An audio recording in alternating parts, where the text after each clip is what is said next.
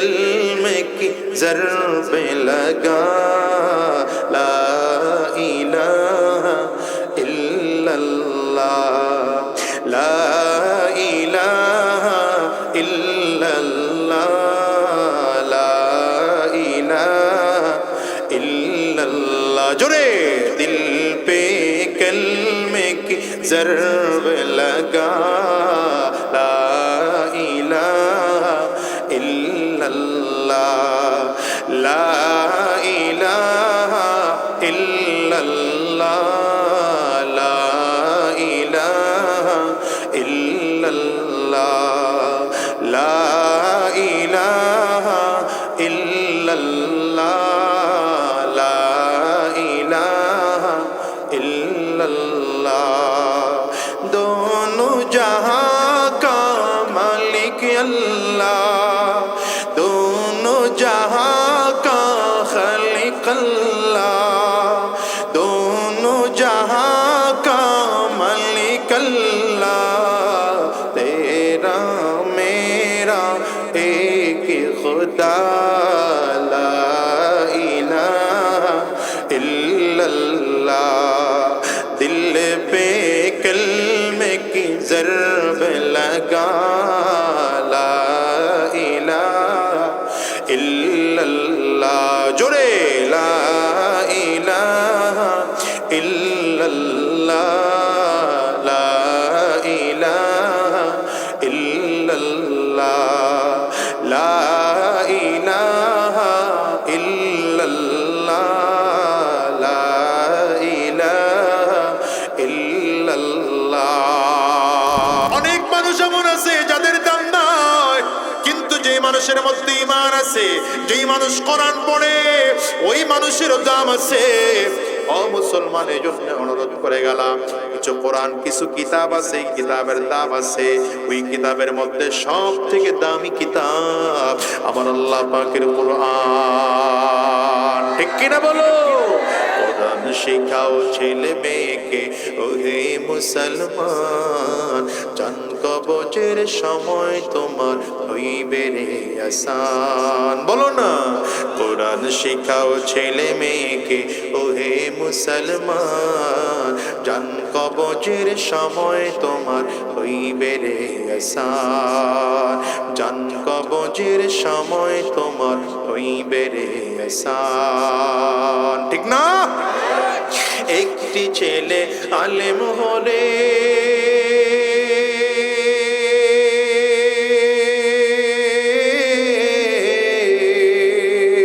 একটি ছেলে আলেম হলে পড়বে কোরআন মৃত্যুকালে ভেগে যাবে মরদুদ শয়তান ভেগে যাবে মরদুদ শয়তান থাকবে রে ঈমান জান কবজের সময় তোমার হইবে রে আসান বলো জান কবজের সময় তোমার হইবে রে আসান কোরআন শেখাও ছেলে মেয়েকে ওহে মুসলমান জান কবজের সময় তোমার হইবে রে আসান এ মুসলমানের জন্য অনুরোধ করে যাই শোনো সাহাবীদের মতো যুদ্ধে হয়তো তোমার আমার যাওয়ার সুযোগ হবে না কারণ যুদ্ধের ময়দানে উপস্থিত হতেও পারি নাও পারি সাহাবায়ে কেরামদের মতো নবীর সুহবত আর পাবো না দামি হওয়া যাবে না তাবেঈনদের মতো সাহাবীদের সুহবত পাবো না আর দামি মানুষ হওয়া যাবে না কিন্তু এই যুগেও যদি আলেমদের কাছে কাছে যাওয়া যায় কোরআন যদি অর্জন করা যায়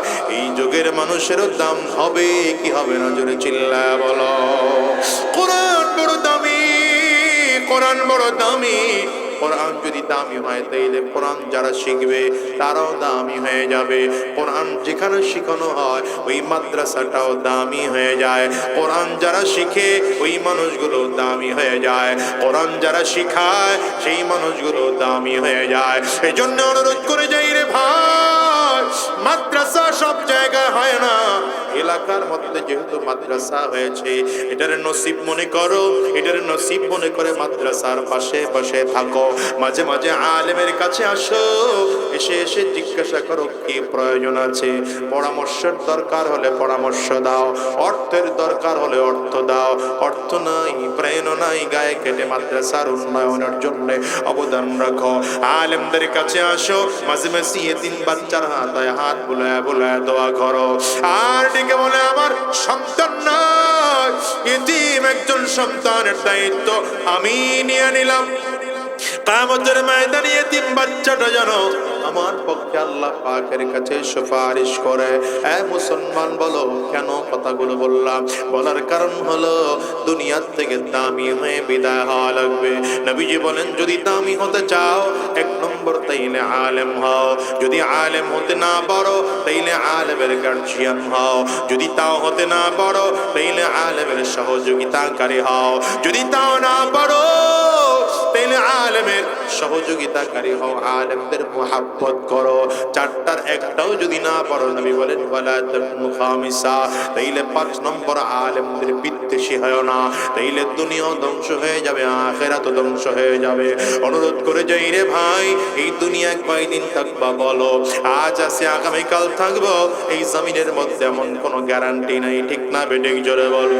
বরঞ্চ দুনিয়া আসার সিরিয়াল আছে, যাওয়ার কিন্তু কোনো সিরিয়াল নাই। এই দুনিয়া আগে বাবা আসে, এই দুনিয়া আগে দাদা আসে, তারপরে বাবা আসে, তারপরে সন্তান আসে। যাওয়ার সময় এমন হয় দাদা দুনিয়ায় থাকে, নাতি জমিন থেকে বিদায় হয়, বাবা দুনিয়ায় থাকে, সন্তান জমিন থেকে বিদায় হয়। এমন হয় কি হয় না? একটু আওয়াজ দিয়ে চিল্লায় বলো। আজকের ময়দানের মধ্যে যারা আসু এমন হতে পারে কি পারে না? চিল্লায় জবান খুলে খাও। আজকের ময়দানটার দিকে তাকায় দেখো, কত মানুষজন আছে ঘরে মা নাই, কত মানুষজন আছে বাবা নাই। আমি তো প্রায় বলি বাবা আমি আজাদের ঘরে আমার মা নাই। এ বাজান রে, আজকের এই মজলিসের মধ্যে এমন কে কে আছেন যার ঘরে মা নাই? হাতটা উঁচা করে দেখান না, কার কার বাবা নাই আপনারাও হাতটা একটু উঁচা করে দেখেন। হাতগুলো তুলে রাখেন। আমার যুবকগুলো তাকায় তাকায় দেখো মাহারা মানুষগুলোর চোখ দিয়ে কেমন করে পানিগুলো বের হয়, বাবাহারা মানুষগুলোর চোখ দিয়ে কেমন করে পানি বের হয়। এরে কলিজার টুকরা যুবক, আজকের ময়দানটার মোনাজাত করে দিলে বাসায় যাইবা, হয়তো দরজার মধ্যে টোকা লাগাইবা, মা তোমার দরজা খুলবে। মানুষগুলো হাত তুলেছে, এরা বাসায় গিয়ে দরজার মধ্যে টোকা দিলে এদের মা দরজা খুলবে না। বাসায় গিয়ে দরজায় বাবা বলে ডাক দিলে বাবা কাছে এসে দাঁড়াবে না। আরে যুবক, কি দিয়ে তোমারে বুঝাই বলো তো? দুনিয়া আসার সিরিয়াল আছে, যাওয়ার কোনো সিরিয়াল নাই। সাবধান, এই আজরাইল কিন্তু পেছনে ঘুর ঘুর ঘুর ঘুর ঘুর ঘুর করে ঘুরে। যেদিন আমার মালিকের আদেশ হয়ে যাবে, আজরাইল এসে সামনে দাঁড়ায় হাজির হয়ে যাবে। গুনাহগারের সামনে যখন আজরাইল দাঁড়াবে, গুনাহগার তাকিয়ে তাকিয়ে দেখবে পা দুইটা জমিনে, মাথাটা সাত আসমানের উপরে দেখা যায়। আজরাইলের চক্ষু দুইটা উহুদ পাহাড়ের থেকেও বড় বড় মনে হয়। আজরাইলের প্রত্যেকটা পশমের গোড়ার থেকে মনে হয় যেন আগুনের ফুলকি বের হয়। আজরাইল আলাইহিস সালাতু ওয়াস সালামের ভয়ঙ্কর চেহারা দেখে মানুষ গুনাহগারগুলোর চক্ষু দুইটা উল্টে যাবে। রূহটা করুণ নজর দিয়ে আজরাইলের দিকে তাকায় থাকবে। আজরাইল আলাইহিস সালাতু ওয়াস সালাম গুনাহগারের রূহটার দিকে এত জোরে থাপা মারবে, কলিজার রগগুলো টাস টাস টাস টাস করে ছিঁড়ে যাবে। এবার দেখো তো তুমি আর আমি একা। আজরাইল যখন জান কবজ করে নিয়ে গেল, এখন তোমার আমার সাথী নাই, দামি বিছানাও না, দামি বিছানার থেকে টেনে টেনে নামায়া ফ্লোরের মধ্যে চাটাই বিছা শোয়া রাখলো। শামিলা মিনা দাখাল বাজার। ওই দামি বিছানা থেকে টেনে টেনে নামানো হলো। পরে সব থেকে পুরাতন চাদর দিয়ে তোমাকে আমাকে ঢেকে দেওয়া হলো। কত দামি কাপড়, আর কিছুই নাই। বিলেট দিয়া শরীর থেকে সব দামি কাপড়গুলো কেটে কেটে খুলে ফেলা হলো। বাজারে চলে গেল একদল মানুষ কাপড়ের কাপড় কিনে আনার জন্য। একদল লোক চলে গেল বড়ই পাতা দিয়ে গরম পানি করার জন্য। একদল লোক চলে গেল বাগানের কিনারায় মশারি টানায়া তোমার আমার গোসল করানোর জন্য। একদল লোক চলে যায় বাগান থেকে বাঁশ কেটে কেটে কবর খনন করা হয়। কবর সুন্দর করে খনন করে তোমারে আমার ধরাধরি করে নিয়ে বাগানের কিনারায় সুন্দর করে গোসল করায়া 3টা কাপড় দিয়ে জনমের তরে প্যাকেট করে দেওয়া হয়। মাথায় একটা বান লাগায়, পায়ের মধ্যে আর একটা বান লাগায়, কোমরের মধ্যে আর একটা বান দেয়। 3টা বান দিয়া মসজিদের খাটিয়ার মধ্যে শোয়া এমন কোন মাঠে নিয়ে আসলো জানাজা পড়ানোর জন্য। জানাজা কমপ্লিট করা তোমাকে আমাকে আস্তে আস্তে করে কবরের দেশে নিয়ে রওনা হয়। কবরের মধ্যে রাখে 3টা লোক টপ টপ করে কবরের মধ্যে নেমে গেল। একজন তোমার আমার মাথায় ধরলো, একজন পায়ে ধরলো, একজন কবরের মধ্যে ধরলো। 3টা লোক ধরাধরি করে কবরের মধ্যে নামায়া মাথার বানটা খুলে দিয়ে লাফ দিয়ে উঠে গেল। পায়ের বানটাও খুলে দিয়ে লাফ দিয়ে আর একজন উঠে গেল। মাজার বানটাও খুলে দিয়ে আর একজন উঠে গেল। এবার তোমার আমার কবরে বাঁশ বিছায় আস্তে আস্তে চাটাই দেয়, মাটির চাকা গুলো দেয়। তোমার আমার কবর অন্ধকার হয়ে যায়। কবরে সবাই তো গিয়া বাড়িতে বাতি জ্বালাবে, তোমার আমার কবরে কেউ কিন্তু বাতি দেবে না। অনুরোধ করে যাই রে ভাই, আজকের ময়দানটার মধ্যে যারা আছো সাবধান, হারাম রাস্তায় কদম বাড়ায়ও না, শয়তানি রাস্তায় চলো না, হারাম রাস্তায় আর চইল না। সুদের কারবার ছেড়ে দাও, ঘুষের কারবার ছেড়ে দাও। উলামায়ে কেরামদের সাথে চলো, মাদ্রাসা ওয়ালাদের সাথে মহব্বত রাখো। নিজের জীবনটাকে কোরআন ও সুন্নাহ অনুযায়ী সাজাও। হারাম রাস্তা থেকে ফিরে আসো। এ যুবক রে, আজকের ময়দান থেকে কারা কারা ওয়াদা করতে পারো আর হারাম রাস্তায় চলবো না, আর শয়তানি রাস্তায় চলবো না, আর গুনাহের রাস্তায় চলবো না, আল্লাহর হুকুম নবীজির তরিকায় জীবন চালাবো? 2 হাত তুলে আমার আল্লাহরে দেখাও। আওয়াজ দিয়ে চিল্লায় জোরে ডাক দাও না আল্লাহ, আর জোরে আল্লাহ চিল্লা ডাক দাও আল্লাহ। দয়ার মালিক,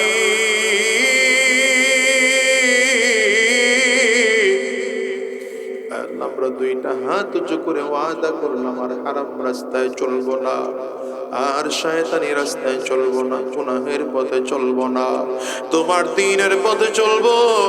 আল্লাহ তুমি কবুল করে নাও, কবুল করে নাও। চিল্লায়া বলো আমিন, আরো জোরে আওয়াজ দিয়ে বলো আল্লাহুম্মা আমিন। এই মজলিসটার ব্যাপারে এখন রাসূলুল্লাহ সাল্লাল্লাহু আলাইহি ওয়াসাল্লাম বলেন হাফফাতহুমুল মালাইকা, অর্থাৎ যতটুকু জায়গা আমরা বসে আছি ততটুকু জায়গা ফেরেশতারা বেষ্টনী দিয়ে দাঁড়ায় আছে। 2 নম্বর নবীজি বলেন ওয়া নাযালাত আলাইহিমুস সাকিনা, এখন এই জায়গাটাতে আল্লাহ তাআলা শান্তির বৃষ্টি বর্ষণ করছেন। সুবহানাল্লাহর আওয়াজ কমলো কেন? 3 নম্বর পয়গম্বর বলেন ওয়া গাশিয়াতহুমুর রাহমা, আল্লাহ তাআলা এখন আমাদেরকে রহমতের চাদর দিয়ে আবৃত করে রেখেছেন। এজন্য এই জায়গাটা এখন অন্যান্য জায়গার মতো নয়, এই জায়গাটা এখন অনেক মূল্যবান। আল্লাহ তাআলা এই জায়গাতে যাকে তাকে আসার সুযোগ দেন না। দেখেন এই মাহফিলের পোস্টার, প্রচার, লিফলেট, হ্যান্ডবিল অনেক আগ থেকে চলেছে, অনেকের কান পর্যন্ত পৌঁছাইছে, কিন্তু আল্লাহ তাআলা সবাইকে এখানে আসার সুযোগ কিন্তু দেন নাই, ঠিক না? যাদেরকে আল্লাহ তাআলা পছন্দ করেছেন তাদেরকে এখানে নিয়ে আসছেন। গোটা দুনিয়ার মধ্যেই এই জায়গাটা চলতেছে, গোটা দুনিয়ার মধ্যে কিছু মানুষ আছে যাদেরকে আল্লাহ তাআলা বেশি পছন্দ করেন। ঠিক তেমন গোটা দুনিয়ার মধ্যে কিছু জায়গা আছে যেই জায়গাটা আল্লাহ পাকের কাছে দামি। বলেন না সুবহানাল্লাহ। মানুষের মধ্যে কিছু মানুষ আছে যেই মানুষ আল্লাহ পাকের কাছে দামি। জায়গার মধ্যে কিছু জায়গা আছে যেই জায়গাটা আল্লাহ পাকের কাছে খুব দামি। ঘরের মধ্যেও কিছু ঘর আছে যেই ঘর আল্লাহ পাকের কাছে দামি, ঠিক না? গোটা পৃথিবীর মধ্যে যত ঘর আছে সব থেকে আল্লাহ পাকের কাছে দামি ঘর হলো কাবা। বলেন কোনটা? জোরে বলেন। এটা সব থেকে দামি ঘর, আল্লাহ পাকের কাছে এই ঘরটা খুব দামি। এজন্য কোরআনুল কারীম আল্লাহ তাআলা বলেন, ইন্না আউওয়ালা বাইতিন ওয়াদিআ লিন-নাস লাল্লাযী বিবাক্কাতা মুবারাকা। রব্বি করিম বলেন, লাল্লাযী বিবাক্কাতা মুবারাকান ওয়া হুদান লিল আলামিন। পৃথিবীর মধ্যে সর্বোৎকৃষ্ট এবং সর্বপ্রথম ঘর হলো মক্কা। কোন ঘর? এই ঘরটা দুই কারণে আল্লাহ তাআলা বানিয়েছেন। বরকতময় ঘর, দ্বিতীয় হচ্ছে গোটা জাতিকে এই ঘর হিদায়াত করবে, পথ প্রদর্শন করবে। আল্লাহ পাকের কাছে বাইতুল মাকদিস এটাও একটা ঘর, এটাও খুব দামি। বাইতুল মাকদিস তৈরি করার জন্য আল্লাহ তাআলা পয়গম্বর সুলাইমান আলাইহিস সালাতু ওয়াস সালামকে আদেশ করেছেন। আর বাইতুল্লাহ কাবা নির্মাণ আল্লাহ তাআলা করিয়েছেন সর্বপ্রথম ফেরেশতাদেরকে দিয়ে। কাদেরকে দিয়ে? আপনাদের সুবহানাল্লাহ কিন্তু আস্তে আস্তে নিচু হয়ে যাচ্ছে। সুবহানাল্লাহর আওয়াজ যেন নিচু না হয়, এটার জন্য যে উঁচু থাকে, ঠিক আছে ইনশাআল্লাহ। তো আল্লাহ পাকের কাছে দামি ঘর হলো এক নম্বর কাবা, দ্বিতীয় নম্বর বাইতুল মাকদিস, ঠিক না? ঠিক তেমন কবরের মধ্যে কিছু দামি কবর আছে আল্লাহ পাকের কাছে। সব থেকে দামি কবর কোনটা? বলেন না। হ্যাঁ, দেখি আপনারা কে কি উত্তর দেন। এক একজনে কিন্তু এক এক উত্তর দিয়েছে। আবার বলেন, জিজ্ঞাসা করি, সব থেকে দামি কবর আল্লাহ পাকের কাছে কোনটা? হ্যাঁ, না না, দামি কবর কোনটা ওইটা জিজ্ঞাসা করছি। মুমিনের কবর তো দামি, আমার নবীজির কবর। এখানে কয়েকজন বলছে এটা সব থেকে দামি কবর, যেটাকে রওজা বলা হয়। কারণ রাসূলুল্লাহ সাল্লাল্লাহু আলাইহি ওয়াসাল্লামের হাদিস, আল কবরু রাওযাতুম মির রিয়াজিল জান্নাহ ও হুফরাতুম মিন হুফারিন নার। নবীজি বলেন, কবরটা কারো জন্য জান্নাতের টুকরা হবে, আবার কারো জন্য জাহান্নামের গর্ত হবে। তো আমার নবীর কবর যে জান্নাতের বাগান, এর মধ্যে কোনো সন্দেহ আছে? এজন্য ওটাকে, আমার নবীজির কবরকে রওজা বলা হয়, ঠিক না? গোটা পৃথিবীর মধ্যে সব থেকে দামি কবর আমার নবীজির কবর। আর কবরস্থান হিসাবে দামি কবরস্থান হলো নবীজির হাতের প্রতিষ্ঠিত কবরস্থান জান্নাতুল বাকিয়া, যেটাকে আল বাকিউল গারকাত বলা হয়। মদিনার কবরস্থান, যেটা সব থেকে দামি কবরস্থান। দ্বিতীয় নম্বর দামি কবরস্থান হলো যেটা মক্কাতুল মুকাররমা অবস্থিত, জান্নাতুল মুআল্লা। নাম কি? জান্নাতুল মুআল্লা। পৃথিবীর মধ্যে এরপরে 3 নম্বর আরেকটা কবরস্থান আছে, এটাও খুব দামি। এই দুইটা, জান্নাতুল বাকি আর জান্নাতুল মুআল্লা, এই দুইটার ব্যাপারে হাদিস প্রমাণিত আছে। আরেকটা যদিও সরাসরি হাদিসে প্রমাণ নাই, কিন্তু ব্যক্তিত্বের কারণে কবরস্থান দামি হয়েছে। ব্যক্তির কারণে কবরস্থান অনেক সময় দামি হয় না? কথা বলেন না কেন? এটা উজবেকিস্তানে একটা কবরস্থান এমন আছে যেই কবরস্থানে একসাথে 2000 মুর্দা একই জায়গায় ঘুমিয়ে আছে। কতজনের কবর? দামি হলো কেন? দামি হওয়ার কারণ হলো প্রত্যেকের নাম মুহাম্মদ। এই কবরস্থানে যতজন মানুষ ঘুমিয়ে আছে সবার নামের সাথে আমার নবীর নামের মিল আছে, এজন্য নাম কি? মুহাম্মদ। দ্বিতীয় নম্বর হলো এই কবরস্থানে যতজন মানুষ ঘুমিয়ে আছেন সবার মিনিমাম 1 লক্ষ হাদিস মুখস্থ আছে। ইমাম বুখারী রাহমাতুল্লাহ আলাইহির কবরও সেখানে। ইমাম বুখারীর নাম কি জানা আছে? জানবেন না তো, এই নাম জানার দরকার নাই তো। খালি বৈশা বৈশা নায়ক আর নায়িকার নাম মুখস্থ করবে যুবক যেগুলো আছো। কথা বল না কেন? জোয়ান্নাটি কথা কয় না তো। বৈশা বৈশা খেলোয়াড়ের নাম মুখস্থ করো। কি কথা বলেন না কেন? বাংলাদেশ ইন্ডিয়ার সাথে খেলবে কিনা সেটা নিয়ে টেনশন করো। রে বেটা, খেললেই কি আর না খেললেই? কথা বলেন না কেন? ভারত যদি তাদের সাথে আমাদের খেলোয়াড়দেরকে না নেয় তাতে আমাদের কিছু আসে আর যায়? ওদের যে কাজগুলো আমার দেশ বিরোধী, আমার ইসলাম বিরোধী, আমার কোরআন বিরোধী, ওটা জিন্দেগি ওদের বিরুদ্ধে কথা বলতে থাকবো।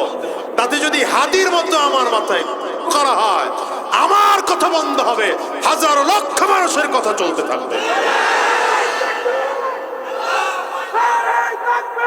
সুতরাং ওদের খেলার সাথে আমাদের খেলোয়াড়রা যুক্ত হলো কি হলো না, এটা নিয়ে চিন্তা করার কোনো প্রয়োজন নাই। ওদেরকে বয়কট করো, আজীবনের জন্য বয়কট করো, আর মেসেজ দিয়ে জানিয়ে দাও যদি বাংলাদেশের সাথে বন্ধুত্বের আচরণ করে থাকতে পারো তাহলে থাকার অনুমতি আছে। আর যদি প্রভুত্বের আচরণ দেখাতে আসো তাহলে আমাদের মধ্যে অস্ত্র, বিমান, কামান, ক্ষেপণাস্ত্র না থাকতে পারে। মুসলমানদের কাছে ঈমান আছে, এরা বেঈমানদের কাছে মাথা নত করে না। 2 হাত তুলে বলো ঠিক কিনা? 5 জন 10 জন 20 জন নায়ক আর নায়িকার নাম মুখস্থ আছে, খেলোয়াড়ের নাম মুখস্থ আছে। এগুলো না করে মুখস্থ করতে মনে চায় তো 5 জন আলেমের নামকে মুখস্থ করো, 5 জন সাহাবীর জীবনী মুখস্থ করো, জীবন পরিবর্তন হয়ে যাবে। ঠিক না বে ঠিক? জোরে বলেন।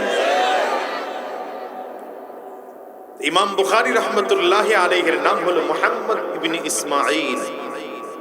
তার বাবার নাম ইসমাঈল, তার নাম কি? মুহাম্মদ। এই কবরস্থানে একসাথে কতজন মানুষ ঘুমিয়ে আছে? 2000। সবার নাম কি? মুহাম্মদ। সবার হাদিস মুখস্থ মিনিমাম কত? মিনিমাম। এর মধ্যে একজন, যারা মাদ্রাসায় লেখাপড়া করেন তারা জানেন, হিদায়া একটা কিতাব আছে, হানাফি মাযহাবের অত্যন্ত গুরুত্বপূর্ণ ফিকহের কিতাব।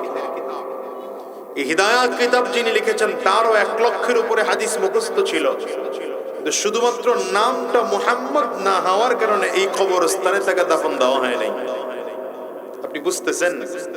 তার মানে ওই কবরস্থানের যিনি জমিদাতা, তিনি জমি দেওয়ার সময় শর্ত দিয়েছেন যে 2 শর্ত যদি পাওয়া যায় তো এখানে দাফন দেওয়া যাবে, 2 শর্ত পাওয়া যায় না এখানে দাফন দেওয়া যাবে না। কোন 2 শর্ত? এক হলো নাম মুহাম্মদ হইতে হবে, দ্বিতীয় নম্বর নবীজির হাদিস মিনিমাম 1 লক্ষ হাদিস নবীজির মুখস্থ থাকতে হবে। আপনি একবারের জন্য চিন্তা করেন তো, বাংলাদেশের কাউরে যদি কোনো কবরস্থানে এমন শর্ত দেওয়া হইতো যে 5 ওয়াক্ত নামাজি হওয়া লাগবে, এটা হলো মদিনার আর মক্কার কবরস্থানের পরে সবথেকে দামি কবরস্থান। আবার গোটা পৃথিবীর মধ্যে সবথেকে দামি কিছু জায়গা আছে, যেমন নবীজির ঘর আর নবীজির মিম্বরের মাঝখানে যেই জায়গাটা, এই জায়গাটার নামকে রিয়াজুল জান্নাহ বলা হয়। গোটা দুনিয়ার মধ্যে সবথেকে দামি জায়গায় রিয়াজুল জান্নাহ বলা হয়। হাদিসে এসেছে এটা রিয়াজুল জান্নাহ। উলামায়ে কেরাম বলেন আল্লাহ তাআলা জান্নাতের জমিনে এই মাটিটুকু উঠায় কার্পেটের মতো করে উপরে বিছায় দিবেন, এজন্য এটা দামি। এই জন্যে আজকের এই ময়দানটা, আজকের এই মাহফিলটা, এটা সাধারণ কোনো ক্ষেত না। আপনাদের দেশে কি বলে, ক্ষেত বলে? এটা ক্ষেত না, সাধারণ। এই জায়গাটার খুব দাম আছে। এই জায়গাটাতে আল্লাহ তাআলা সবাইকে আসার সুযোগ দেন না। যাকে আল্লাহ পছন্দ করেন ওই মানুষটা এখানে আসতে পারে, ঠিক না বে ঠিক? জোরে বলে। এই জন্য রবের কাছে সব সময় দোয়া চাওয়া উচিত, আল্লাহ আমাকে নেকের কাজ বেশি বেশি করার সুযোগ করে দাও, গুনাহ থেকে আমাকে বাঁচার তৌফিক দাও, আমাকে দ্বীনের পথে চলার তৌফিক দাও, জাহান্নামের পথ থেকে বিরত রাখো, জান্নাতের পথে চলার তৌফিক দাও, ঠিক কিনা বলেন? তুমি ছাড়া কেউ নেই, মালিক বলে তারে ডাকবো, বলেন না? তুমি ছাড়া কেউ নেই, মালিক বলে তারে ডাকবো। ও তুমি ছাড়া কেউ নেই, মালিক বলে তারে ডাকবো। তুমি ছাড়া কেউ নেই, তুমি ছাড়া কেউ নেই, ভালোবেসে তার ছবি আঁকবো। তুমি ছাড়া কেউ নেই, মালিক বলে তার ডাকবো, বলেন না সবাই? তুমি ছাড়া কেউ নেই, মালিক বলে তার। জবান করে ডাকতেন না আল্লাহ? আর জোরে আল্লাহ, চিল্লায়া প্রাণ উজাড় করে বলো আল্লাহ। তাই তো সারাক্ষণ ডাকি তোমাকে,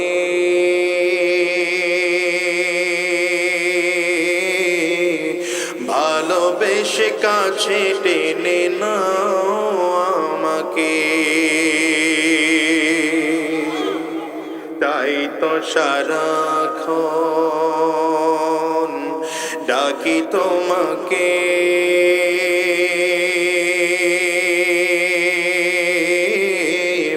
ভালোবেসে কাছে টেনে নাও আমাকে। হৃদয়ের গহীনে আছো তুমি, ভালোবেসে চিরদিন রাখবো। তুমি ছাড়া কেউ নেই, মালিক বলে তারে ডাকবো, বলো? তুমি ছাড়া কেউ নেই, মাবুদ বলে তারে ডাকবো। তুমি ছাড়া কেউ নেই, তুমি ছাড়া কেউ নেই, ভালোবেসে তার ছবি আঁকবো। তুমি ছাড়া কেউ নেই, মালিক বলে তার ডাকবো। ও তুমি ছাড়া কেউ নেই, মালিক বলে তার ডাকবো। আমাদের রব, আমাদের মালিক, আমাদের আল্লাহ একজন আছেন, বলেন তিনি কে? আঙ্গুল উঁচা করে চিৎকার করে জোরে ডাক দিয়ে বলেন তিনি কে? প্রাণ উজাড় করে চিল্লায় জোরে ডাক দেন আল্লাহ।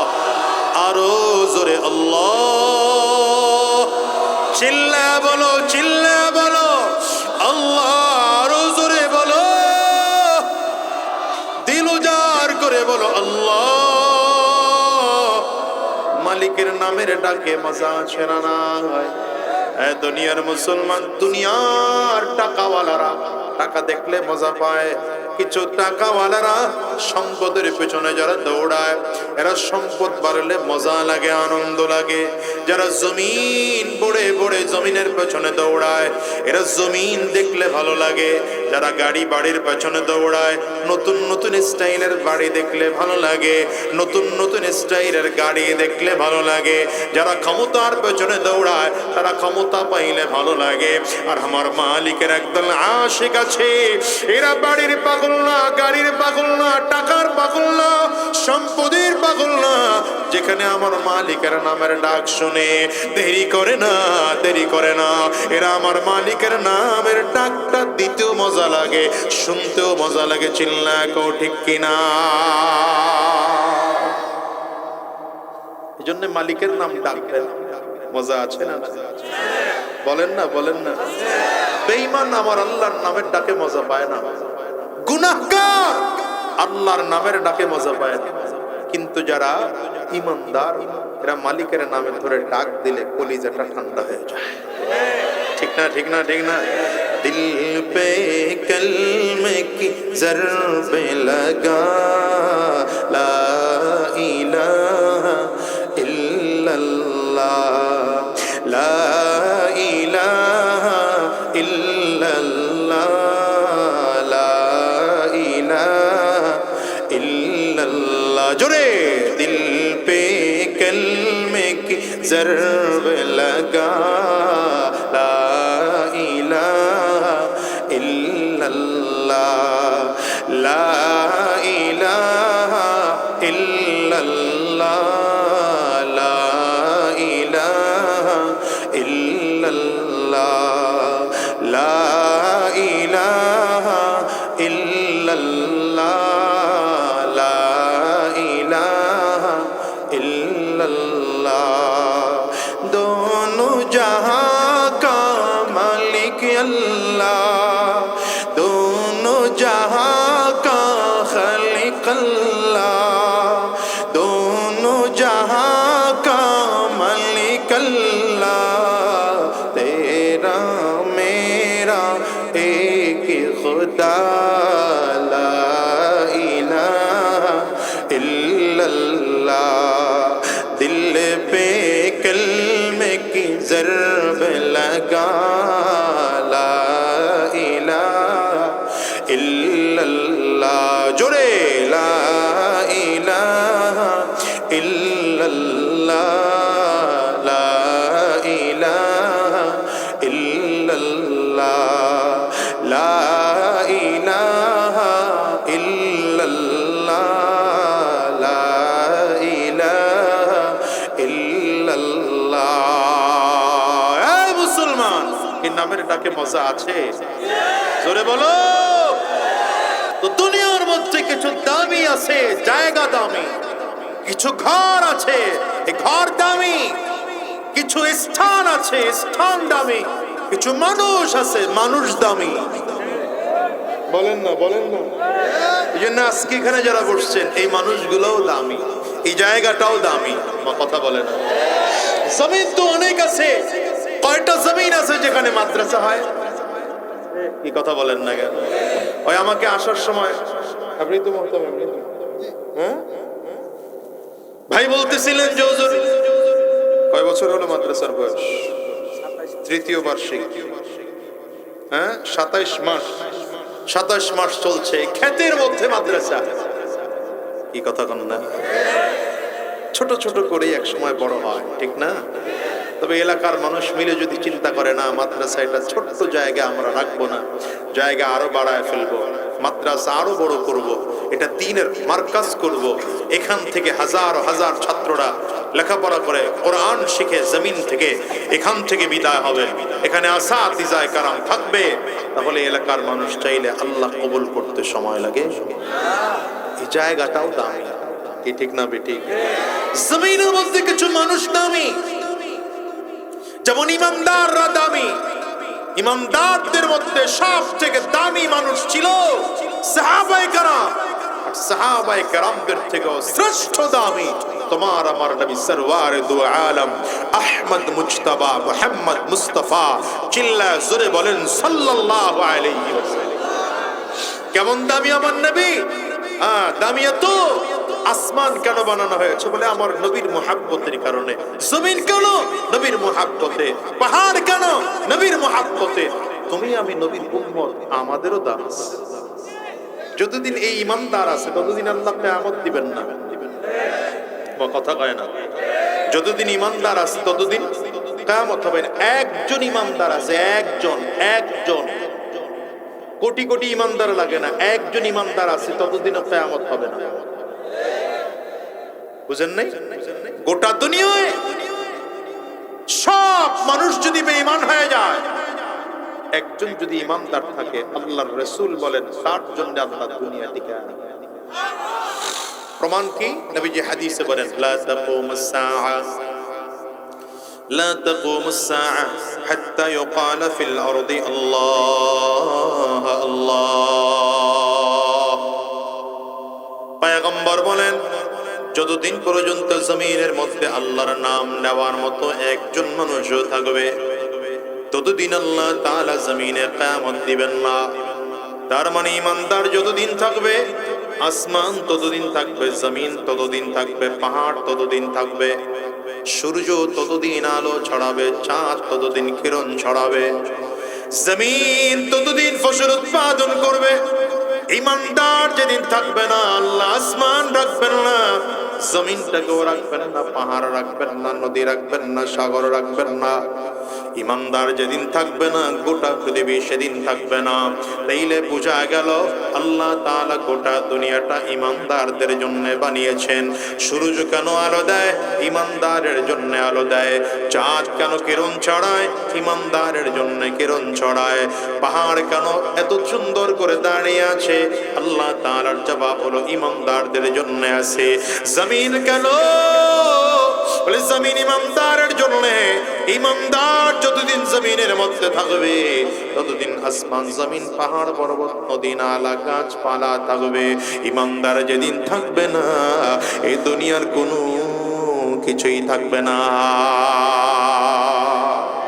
তাহলে বলবেন হুজুর বেঈমানরাও তো খায়, খায় না? বেঈমানরাও তো এই দুনিয়া আরামে এসে থাকে, বরঞ্চ আমাদের তুলনায় তো বেঈমানরা বেশি আরামে আছে। কি ঠিক না বেঠিক? বেঈমানদের গাড়ি বাড়ি বেশি, টাকা পয়সা বেশি, সম্পদ বেশি, ক্ষমতা বেঈমানদের বেশি। দেখেন না, এক আমেরিকার দাপটে গোটা দুনিয়া থরথর করে কাঁপে। ইন্ডিয়ার ডলুমানদের ভয়ে বাংলাদেশ এখন থরথর করে কাঁপা শুরু করেছে। কথা বলেন না কেন? বলবেন হুজুর বেঈমানদের শক্তি অনেক বেশি। আল্লাহ বলেন না না, বেঈমানদের জন্য যতই শক্তি দেখো ওটা বাহ্যিক শক্তি। আমি আল্লাহ তাআলা ওদেরকে দুনিয়াতে একটু আরামায়েশ করতে দিলাম। আসল শক্তি ইমানদারের। ইমানদার যখন একবার তাকবীরের স্লোগান দিয়ে ময়দানে নামে, বেঈমান সামনে দাঁড়ানোর সাহস পায় না। বদরের ময়দানে কাফির হাজার, ইমানদার ছিল হাতে গোনা মাত্র 313 জন ইমানদার ছিল।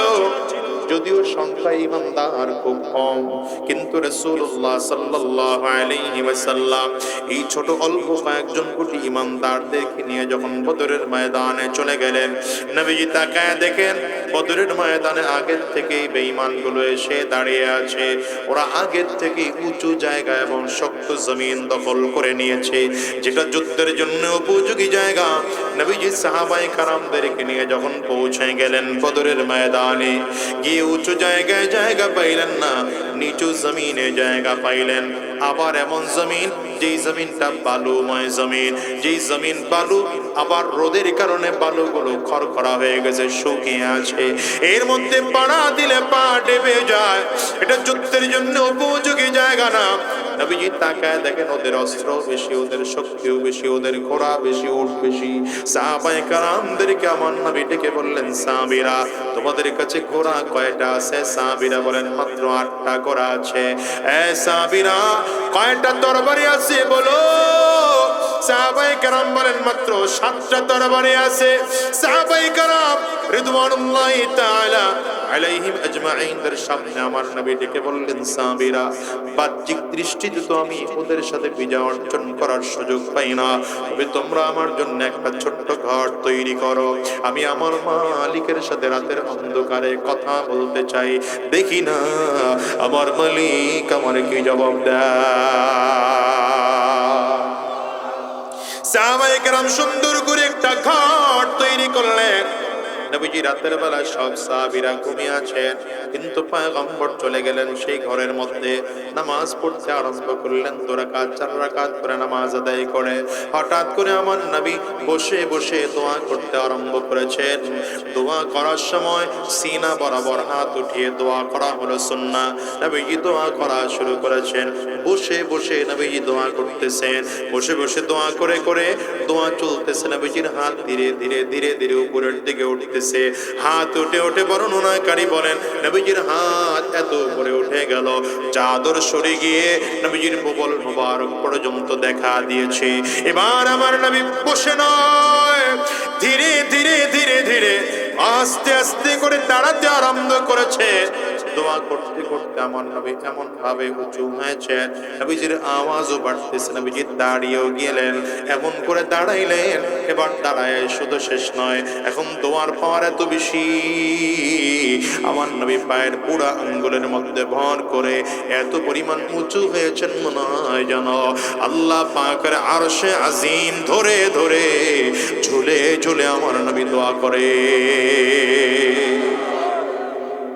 সেই বুখারীর মধ্যে এসেছে পয়গম্বর এমন করে করে দোয়া করতেছেন, আল্লাহুম্মা ইন শি'তা আল্লাহ তু'বাদ, আয় আল্লাহ তুমি যদি চাও আজকে থেকে তোমার জমিনে আর তোমার গোলামি আর কেউ করবে না। আজকে থেকে তোমার জমিনে তোমার নাম কেউ নিবে না। তুমি যদি চাও আজকের থেকে আর কেউ তোমার কদমে সাজদা করবে না। আজকের থেকে তুমি যদি চাও আর কেউ তোমার তারিফ ও হামদ সানা করবে না।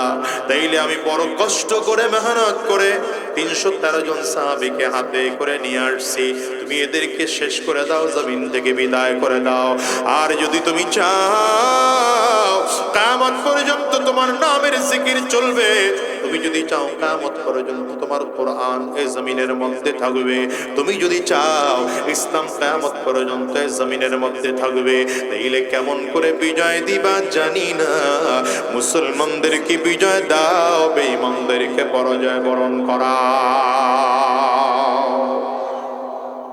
পয়গম্বর এমন করে দাঁড়ায় দাঁড়ায় কান্না শুরু করেছেন। কান্নার এত আওয়াজ, কান্নার কারণে সাহাবায়ে কেরামদের ঘুম ভেঙে গেল। আবু বকর সিদ্দিক রাদিয়াল্লাহু আনহু ডাক দিলেন, আরে আমর আর কত ঘুমাবি বল। তাকায় দেখ না পয়গম্বরে আরবি চোখের পানিগুলো ফেলে ফেলে কান্না করে।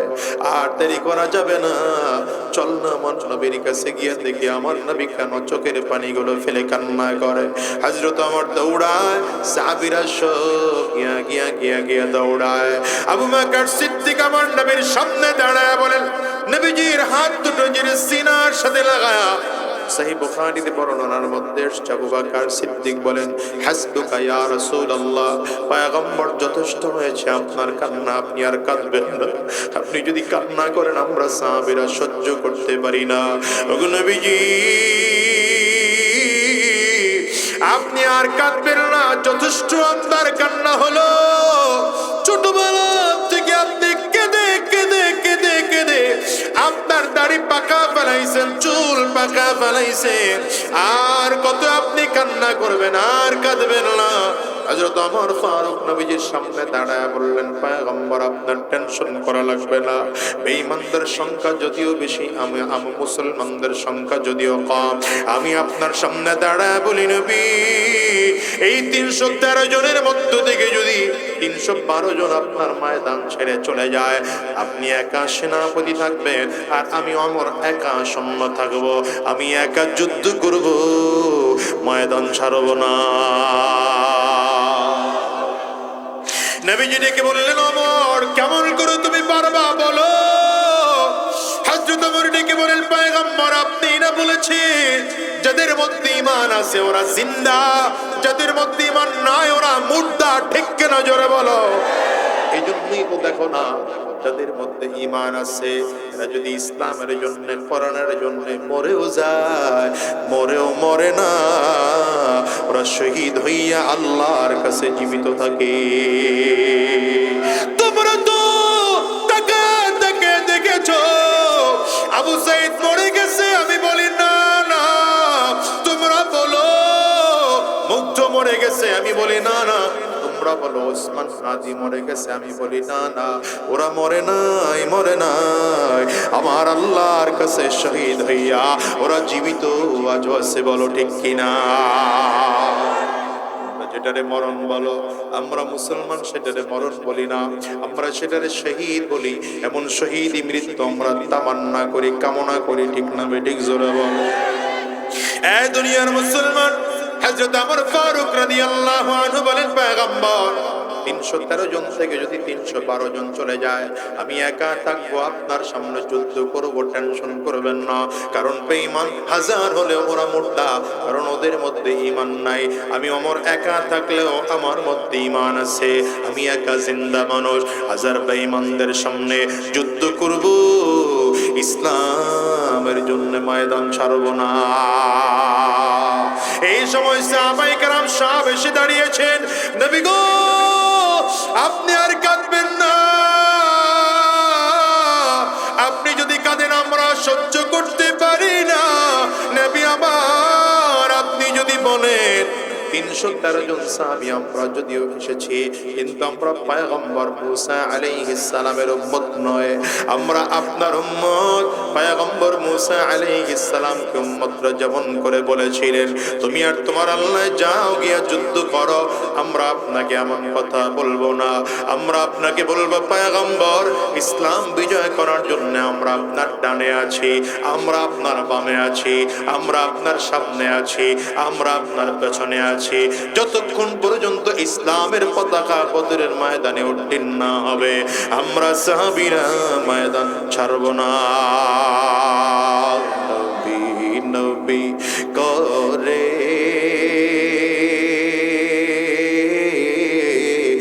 আর কত কাল আমি কাঁদবো, বলো না। নবী নবী করে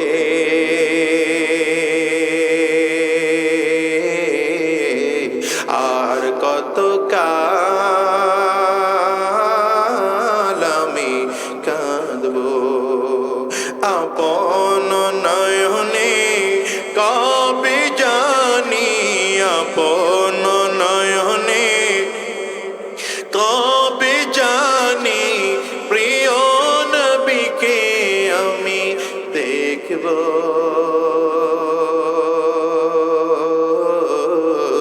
নবী নবী করে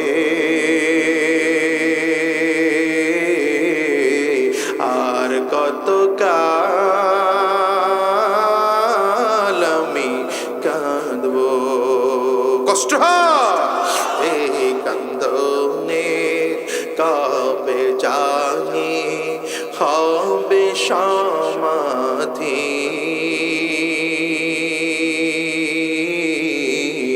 কেঁদে কেঁদে বুকের মাঝে বয়েছে নদী, এই কান্দনের কবে জানি হবে সমাধি,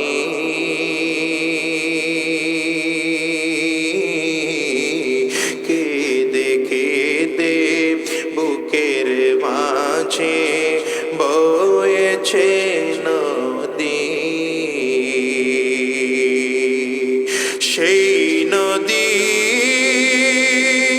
কেঁদে বলে, সেই নদী কেঁদে বলে সাগর বানাবো। নবী নবী করে আর কত কাল আমি কাঁদবো, বলো না।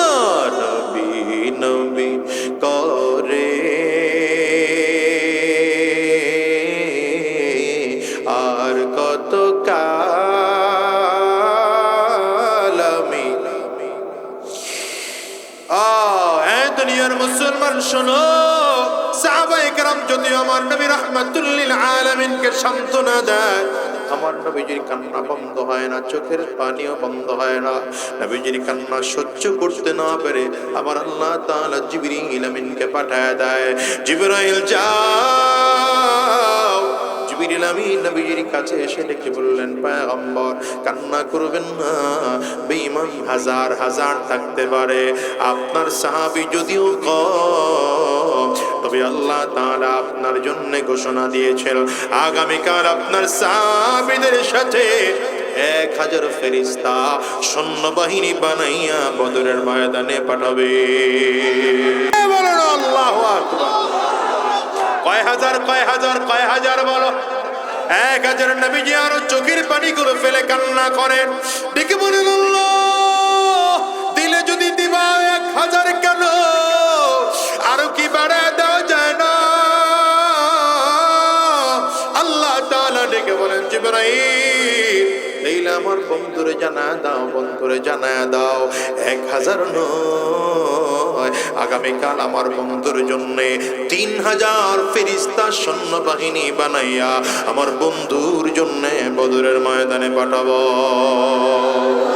3000-এর ঘোষণা শুনে আবার নবীজির কান্না আরো বেড়ে গেল, ডেকে বললেন, আল্লাহ দিবাই যেহেতু 1000 3000 কেন, আরো একটু কি বাড়ায় দেওয়া যায় না, আরো কি বাড়ায় দেওয়া যায় না? তোমার কাছে ফেরেশতা কি কম? আল্লাহ আরো কি বাড়ায় দেওয়া যায় না? আমার মালিক জিবরিল রে বলে, জিবরিল তাইলে আমার বন্ধুরে জানা দাও বিখামসাতি আলাফিন মিনাল মালাইকাতি মুসাওয়িমিন। আমার বন্ধুরে জানা দাও আগামীকাল আমি আল্লাহ ফেরেশতা 1000 নয় 3000 নয় 1000 নয় 3000 নয়, আমি আল্লাহ বদরের ময়দানে ইসলামের পক্ষে, কোরআনের পক্ষে, নবীর পক্ষে, সাহাবীদের পক্ষে 5000 ফেরেশতা সৈন্যবাহিনী বানাইয়া আমি আল্লাহ পাঠাবো। মুসলমান বদরের ময়দানে এখনো যদি চাও গিয়ে দেখবে জাবালে মালাইকা এখনো আছে, যে পাহাড়ে আল্লাহর ফেরেশতারা নেমেছিল, আল্লাহ পাকের ফেরেশতা নেমেছিল, সেই পাহাড়ে এখনো আছে। মুসলমান যখন 3-4-5 হাজার ফেরেশতার ঘোষণা শুনলেন, নবীজির কান্না বন্ধ হয়ে গেল। আমার নবীর চেহারায় পুরো হাত মুছলেন। আমার নবী ঘর থেকে বের হওয়ার আগে আগে টের পায় পুরো বদরের ময়দানে বৃষ্টি শুরু হয়ে গেল। বৃষ্টি কেন? কারণ বেঈমানগুলো যে জমিনের মধ্যে আছে ওই জমিনটা শক্ত জমিন, ওই জমিনের মধ্যে তারা যুদ্ধ খুব টাইট করে করতে পারে, এই জন্য দাঁড়ায় গিয়েছিল। মুসলমানদের জন্য ভালো জায়গা ছিল না, বালুময় জমিন ছিল, ধুলা বালি যুক্ত ছিল। আল্লাহ তাআলা বৃষ্টি দিয়া মুসলমানদের জমিনটাকে টাইট বানায় ফেললেন। এইবার মুসলমান শক্ত করে দিলাম জমিনটা, চমৎকার করে যুদ্ধ করো। আর ওদের জমিনটা শক্ত থাকার কারণে, মাটি থাকার কারণে বৃষ্টি হলো, বৃষ্টির কারণে এখন জমিন আঠালে হয়ে গেল, কাদা যুক্ত হয়ে গেল। ডানে যাইতে চায় তো বাম দিকে দৌড় দেয়, পা ঠিক মতো দিয়ে দাঁড়াইতে পারে না। আমার আল্লাহ তাআলা রাহমাতুল লিল আলামিনকে ডাক দেয়, পয়গম্বর টেনশন করবেন না, যদিও আল্লাহ আপনার উম্মত আমি আল্লাহ 313 জন দিয়েছি, কিন্তু ওরা 313 জন নয়, ওর সাথে আরেকজন আছে, তিনি আমি আল্লাহ। বলো তিনি কে? আর জোরে বলো তিনি কে? রাসূলুল্লাহ সাল্লাল্লাহু আলাইহি ওয়াসাল্লাম ফজরের নামাজের পরে বদরের ময়দানের উঁচু জায়গায় দাঁড়ালেন। আমার নবীজি লোহার পোশাক পরিধান করেছেন, যুদ্ধের পোশাক পরিধান করে সাহাবায়ে কেরামদের সামনে দাঁড়ায় নবীজি ভাষণ দিচ্ছিলেন।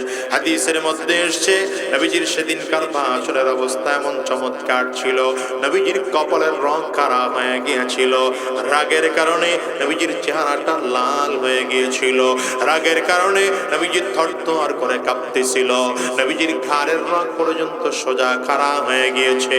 কাউদের আইল মনে হয় যেন নবীজি লোহার বর্মের মধ্যে ফুটতেছেন টকবক করে, এমন করে নবীজি বক্তব্য দিচ্ছিলেন আর বলছিলেন, সাহাবীরা শোনো, যুদ্ধের ময়দানে তোমাদেরকে তোমাদেরকে সর্বশক্তি দিয়ে নামতে হবে, ইসলাম বিজয় করার জন্য নামা লাগবে।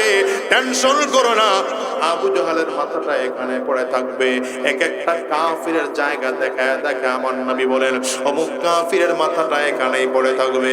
সাহাবায়ে কেরাম ডেকে বললেন নবীজি আমরা কেমন করে যুদ্ধ করব?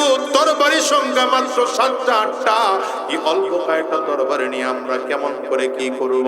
রহমতের নবী আমার বলেন সাহাবীরা তরবারি যদিও কম, ওই খেজুর গাছের কাছে চলে যাও, ডালাগুলো কেটে কেটে কেটে কেটে হাতের মধ্যে নাও, খেজুর গাছের ডালা নিয়ে ময়দানে নামো, বাকি কাজ আমার আল্লাহ তাআলা করবেন। এই দুনিয়ার যুবক সাহাবায়ে কেরামরা ডেকে বলেন এই খেজুর গাছের ডালাগুলো হাতের মধ্যে লইয়া বেঈমানদের দিকে তাকাও তাকাও, একটা করে আঘাত করি আর তাকায় দেখি বেঈমানদের মাথাটা শরীর থেকে আলাদা হইয়া 20-30 হাত দূরে গিয়ে পড়ে যায়। বর্তমান মুসলমান আমরা একা কেমন করে বাংলাদেশে ইসলাম কায়েম করব? মুসলমানদের সংখ্যা তো বাংলাদেশে কম নয়, মুসলমানদের সংখ্যা তো প্রায় 92% মুসলমান, ঠিক না বেঠিক? জোরে বল। এই 92% মুসলমান যদি আজ ইমানি পাওয়ার লইয়া কোরআনুল কারীম এক হাতের মধ্যে আরেক হাতে তরবারি লইয়া ময়দানে যদি আবার নামার মতো নামতে পারে, বেঈমান টিকতে পারবে না। ওরা আমার বাংলার পবিত্র জমিন ছেড়ে ল্যাজ গুটিয়ে পালাবে। বলো ঠিক কিনা? এই জোরে বলো ঠিক কিনা?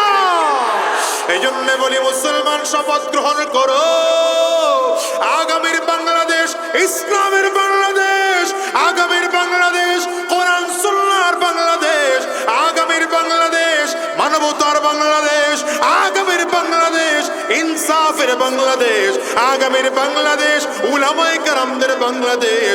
এই বাংলাদেশ করার জন্য যদি আবারও 47-এর মতো, আবারও 71-এর মতো, আবারও 24-এর মতো রক্ত দিতে হয়, রক্ত দেওয়ার দরকার হলে তৈয়ার আছো কিনা? চিল্লায়া বলো। যদি জীবনটাও দিতে হয়, যদি জীবনটাও দিতে হয়, যদি জীবনটাও দিতে হয়, কারা কারা তৈয়ার আছো? দুই হাত তুলে আল্লাহরে দেখাও।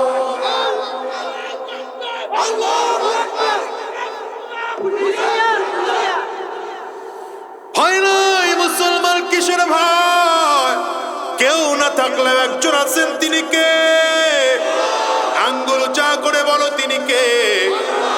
আরো জোরে বলো না তিনি কে? আমেরিকা ওদের সাথে থাকতে পারে, চায়না ওদের সাথে থাকতে পারে, ভারত ওদের সাথে থাকতে পারে, আমাদের সাথে কেউ নাই, আর কাউরে লাগবেও না। আল্লাহ আছেন, আল্লাহ আমাদের জন্য যথেষ্ট। ঠিক কিনা বলো? রহমতের নবী আমার যুদ্ধ শুরু করবেন সাহাবায়ে কেরামদেরকে নিয়ে। আমার আল্লাহ তাআলা ডাক দিলেন হাবিব যুদ্ধ শুরু হওয়ার আগে আগে আপনি একটুখানি শুকনো বালু হাতের মধ্যে নিয়া বিসমিল্লাহির রহমানির রহিম বলে বেঈমানদের দিকে ফিকে মারেন। নবীজি একটুখানি বালু নিয়ে বেঈমানদের দিকে মারলেন। মারতে দেরি হয়, বেঈমানরা তাকায় তাকায় দেখে আগে আবু বকর দেখেছিলাম একজন, এখন তো আবু বকর 2 জন 3 জন দেখা যায়। আগে দেখলাম ওমর একজন, এখন তো ওমর 2 জন 3 জন দেখা যায়। আগে দেখলাম ওসমান একজন, এখন তো 2 জন 3 জন করে দেখা যায়। আসল আবু বকরকে নকল আবু বকরকে চিন্তা করতেছে, আসল ওমরকে নকল ওমরকে, আসল ওসমান কই আর নকল ওসমান কই। বিলালকেও তো 2-3 জন করে বিলাল দেখা যায়। বেঈমানগুলো টেনশনে পড়ে গেল, কি করব? পয়গম্বর বলেন, সাহাবায়ে কেরাম বলেন, এই টেনশন করতে করতে করতে করতে যুদ্ধ শেষ হয়ে গেল। আর সাহাবায়ে কেরাম যেখানে পরাজিত হওয়ার কথা সেখানে মাত্র 8 জন সাহাবী শহীদ হয়েছেন, বাকি সব সাহাবীরা এমন ভাবে বিজয় গ্রহণ করেছে বেঈমানরা পালানোর সময় সামানা নিয়েও পালাইতে পারে না। আল্লাহু আকবার বলো। ওই আল্লাহ এখন মনে হয় নাই। জোরে কাও, জোরে কাও। আছে আছে আছে। বয়স হয়ে গেছে না আল্লাহ? হ্যাঁ, আগের চেয়ে বুড়া হয়ে গেছেন না আল্লাহ? শক্তি কমে গেছে মোটেও মোটেও কমে নাই, মোটেও কমে নাই। শুধু ইমানই পাওয়ার আমাদের মনে আছে। সাহাবীদের মতো ইমানদার হও তো সাহাবায়ে কেরামদের মতো বিজয় অর্জন করতে সময় লাগবে। আল্লাহ তাআলা ডাক দিলেন, হাবিব খেলাটা কেমন হইলো? বিগত দিনে কত খেলোয়াড়রা খালি ডাক দিছে না, আইও খেলা হইব, কথা কয় না তো। খেলা হবে, তোরা ডেকেছিস খেলা হবে, তো যখন খেলা হবে বলেছিলি তখন তো তোদের সাথে র্যাব ছিল, পুলিশ ছিল, আর্মি ছিল, বিডিআর ছিল, সব ছিল তোদের। এখন তো তোদের কিচ্ছু নাই, পারলে আয় খেলা হবে। কি কথা কন নাকি? তখন তো আমাদের পক্ষে কেউ ছিল না, তোদের পক্ষে সব ছিল। এখন আমরাও যা, তোরাও যা, সমানে সমান। আসো দেখি, কোটাটা নেমে আসো, আমরা মায়েদের নামবো, দেখি কে টিকতে পারে। ইসলাম জিতে না বেঈমান জিতে দেখতে চায়। খেলতে আসবে তো দূরের কথা, পালায় এই দিশা পায় না। আমার কথা কয় না কেন? পালানোর জন্য কলা পাতার ভুলে গেছে পাবলিক, জেহেন বড় দুর্বল, 2 বছর হয় নাই এর মধ্যে ভুলে গেছে। কলা পাতার বিছনায় ঘুমাইছে না, লাভ হইল। দাড়ি, ও মাশাআল্লাহ, এটা তো মনে আছে। দাড়ি কামায়া সাদা চুল রে কালার দিয়ে কালো বানাইছে। কথা কয় না। প্যান্ট শার্ট খুইলা আমার লুঙ্গি বুড়া মাছের টনারে উঠছে, নিজের জাইলা পরিচয় দিছে। আল্লাহ বলেন লাভ নাই, ইন্না বাতশা রাব্বিকা লাশাদীদ। পয়গম্বরের কাছে আল্লাহ জিজ্ঞাসা করেন, হাবিব খেলা কেমন হলো? নবী বলেন, আল্লাহ যেই খেলাটা দেখছি চমৎকার। আল্লাহ বলেন, হাবিব আপনার কাছে কি মনে হয় যে বদরের ময়দানে আমি 313 জন আপনার সাহাবীকে একা ছেড়ে দিয়েছি? মোটেও না, বরঞ্চ 313 জন সাহাবীর সাথে আমি আল্লাহ 1000, 3000, 5000 ফেরেশতা পাঠাইছি। রব্বে করিম বলেন, পয়গম্বর শুধু 5000 ফেরেশতা পাঠায় আমি আল্লাহ ক্ষান্ত করি নাই, বদরের ময়দানে আমি আল্লাহ নিজে হাজির হয়েছিলাম। চিল্লায়া বলো আল্লাহু আকবার। মুসলমানদের সাথে চ্যালেঞ্জ দিতে এসো না, মুসলমানদের সাথে চ্যালেঞ্জ দিতে এসো না। মুসলমানদের দেখতে দেখা যায় পাগড়ি বাঁধা মাথায় চলে, একদম সাদা সিধা মগা মগা টাইপের, কিন্তু এই পাগড়িটা যখন কোমরে বাঁধা শুরু করে তখন গোটা দুনিয়ার সব থেকে বড় শক্তিশালী মানুষ হয়ে যায়। আপনি সুদখোর, ঘুষখোর, মদখোর, জুয়াখোররা যদি জনপ্রতিনিধি বানান তো চুরি করবেই। ঠিক আসতে পারছেন বলে? হ্যাঁ, আপনি বানিয়েছেন চোরকে, তো চুরি করবে, ঠিক কিনা বলো? এই জন্য বড়লোক করে গেল, টাকার লোভে পড়ে কোন চোর, বাটপার, চিটারদের পক্ষ আমরা নিতে চাই না, ইসলামের পক্ষে থাকতে চাই। তৈয়ার কারা কারা, তৈয়ার কারা কারা, 2 হাত তুলে দেখাও। এই আমি কোন দলের পক্ষে বলছি, কাউরে ভোট দিতে বলছি, আমি ইসলামের পক্ষে থাকতে বলছি। আবার আগামীকাল হুজুরের কয়েন না, হুজুর আনছেন রাজনীতির ওয়াজ করছে, এটা রাজনীতির ওয়াজ না, এটা ইমানের ওয়াজ। কি বলে এটা কিসের ওয়াজ?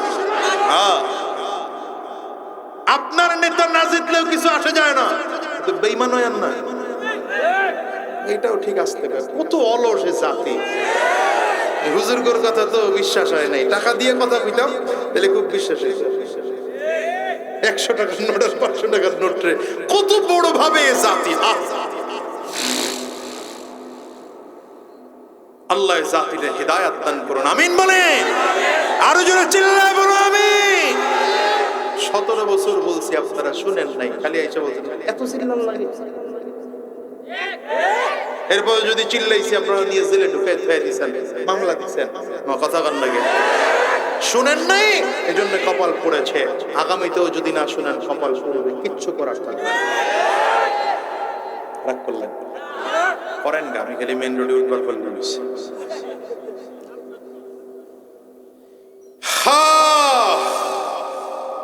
বলছিলাম মুসলমান কিছু মানুষ আছে, মানুষগুলো দামি হয়। বিষয় কি ভুলে গেছেন?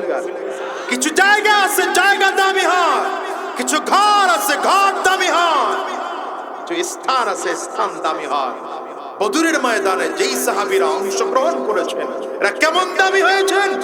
বদরের ময়দানে যে সাহাবীরা উপস্থিত হয়েছেন এরা এত দামি হয়েছেন।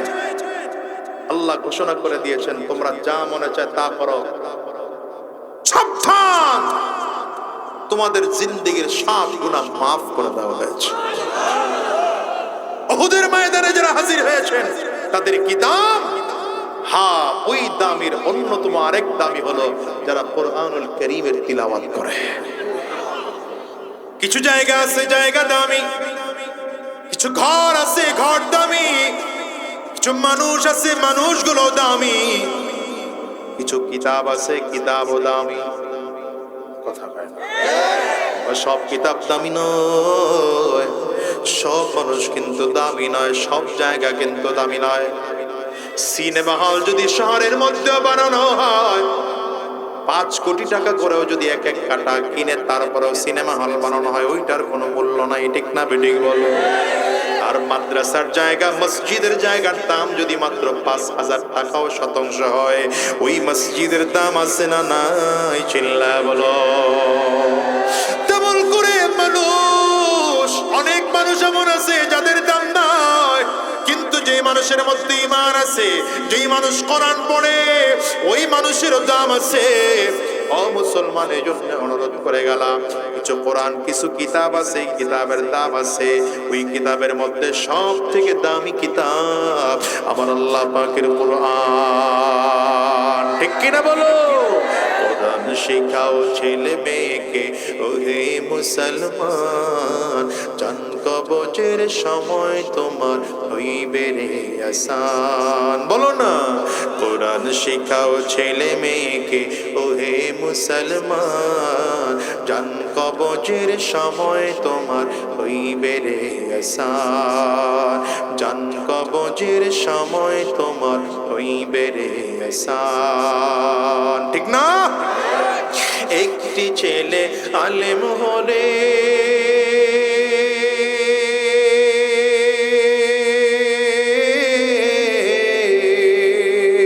একটি ছেলে আলেম হলে পড়বে কোরআন মৃত্যুকালে,